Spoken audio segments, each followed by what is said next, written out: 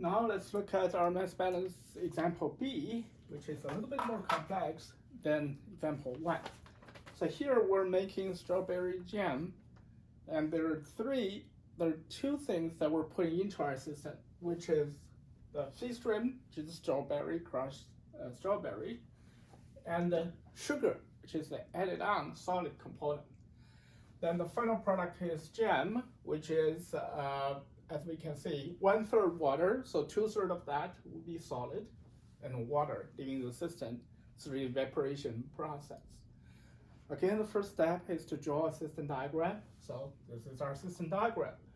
By system diagram, we can see we have two incoming or in streams, that is the feed and sugar. We also know that we have a 45% to 55% ratio between our feed and sugar, from which we can get our sugar equals to 11/9 of the feed stream F, so that when we write down our overall mass balance equation, we can replace the F sugar with F. That's our first equation. So after recombine terms, what we can write here will be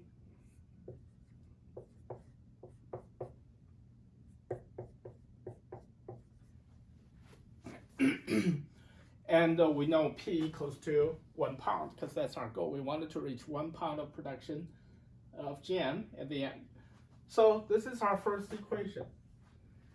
Now our second equation is, we can choose either to write equation for total solid, or we can choose to write equation for water. Apparently, since there's no water in the sugar stream, and it's easier to write equation for water. And we know water is 15% or 85% of the feed stream.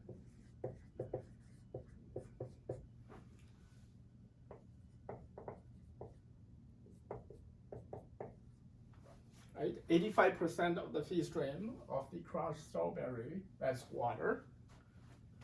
And certainly the water stream is water that leaves our system.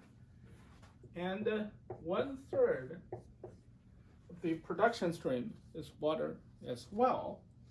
And the production stream equals to 1 pound, so we substitute 1 pound here, 1 pound here into our equation. Now we have two equations and two unknowns.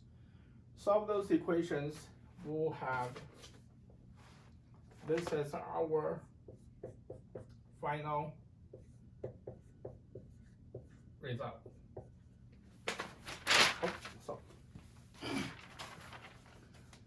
So this is what we are trying to answer. How many pounds of strawberry that we need to put in there to make 1 pound jam? This is our answer. Again, the key steps is to draw the system diagram, put in what is your input stream, what is your output stream, and determine how many components that we have. So that tells us how many equations that we can write down independently from each other, and then to determine how many anodes that we need to solve for those equations. For this particular question, we have two components, so we can write two equations, and we can solve those two equations for two anodes. In this particular case, that'll be feed stream and the water stream.